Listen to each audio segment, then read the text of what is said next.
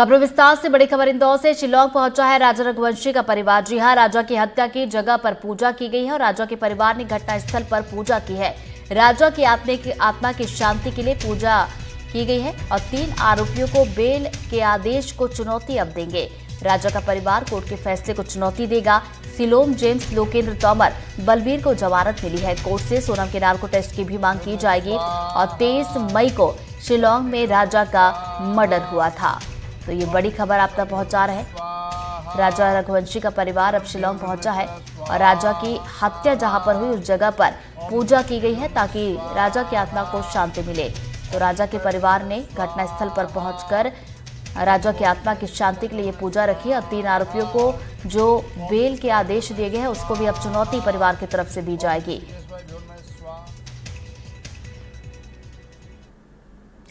उज्जैन से खबर, जहां पर कार रोककर 3 लोगों से मारपीट की गई है। पुलिस ने आरोपियों को गिरफ्तार किया है। 24 घंटे के अंदर 3 आरोपी गिरफ्तार किए गए। कार को ओवरटेक करने को लेकर यह विवाद हुआ था। घटना का सीसीटीवी फुटेज भी सामने आया है। तो पुलिस अन्य आरोपियों की तलाश में अब जुट गई है।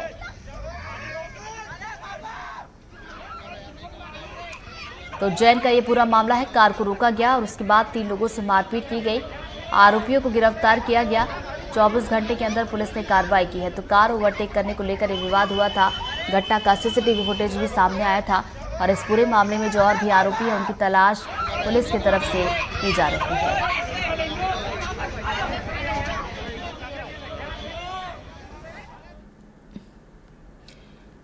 धार से खबर, जहां पर कृषि उपज मंडी में व्यापारियों ने हंगामा किया है। मंडी प्रशासन ने व्यापारियों को नोटिस थमाया है और अतिक्रमण हटाने का ये नोटिस दिया गया। तुगलकी फरमान का व्यापारियों ने अब विरोध किया है। मंडी सचिव से व्यापारियों ने मुलाकात भी की है।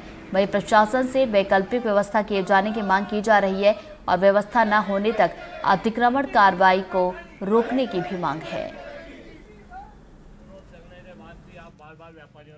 करीबन 35 से 40 व्यापारियों को नोटिस दिया और ये नोटिस आज 28वां नोटिस है। मेरा ये कहना है कि बार बार नोटिस दे दे व्यापारियों को डराया धमकाया जाता है, ये कोई तरीका ठीक नहीं है।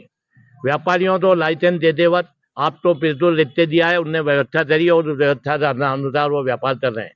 अगर इसी तरह का व्यापारियों का हेरसमेंट और परेशान करा तो व्यापारी चुपचाप बैठेगा नहीं, ना तो उसने चूड़ियां पहन रखी है, अनिश्चित काल के लिए मंडी बंद कर देंगे और व्यापारियों को वैकल्पिक जब तक व्यवस्था नहीं होती है तब तक हम अतिक्रमण मानते ही नहीं। अतिक्रमण तो जो है यहाँ पे 20-25 साल पुराना है, पर मुख्यालय के निर्देश है जहाँ जहाँ भी जिस प्रदेश में जिस भी मंडियों में है अतिक्रमण वो हटाने के निर्देश है। उसी के तर्क में मंडी समिति द्वारा कार्रवाई की जा रही है। ये जो मंडी की दुकानें हैं इनकी तो लीज भी खत्म हो गई है, तो लीज डेट को लेकर नोटिस क्यों नहीं दिया गया? लीज डेट एक्चुअल क्या है, वो लीज की कार्रवाई अलग है और ये अतिक्रमण वाली कार्रवाई अलग है। उसका भी मैं दिखवा लूंगा। अगर लीज वास्तव में खत्म हो गई है तो उसके खिलाफ भी हम लोग कार्रवाई करेंगे। मंडी के 58 दुकानें 5-5 बार बिक चुकी है। 100 रुपए के स्टाम्प पे मंडी को लाखों रुपए के राजस्व की हानि हुई है। नहीं, लीज वाला मैटर अलग है, अतिक्रमण वाला अलग है।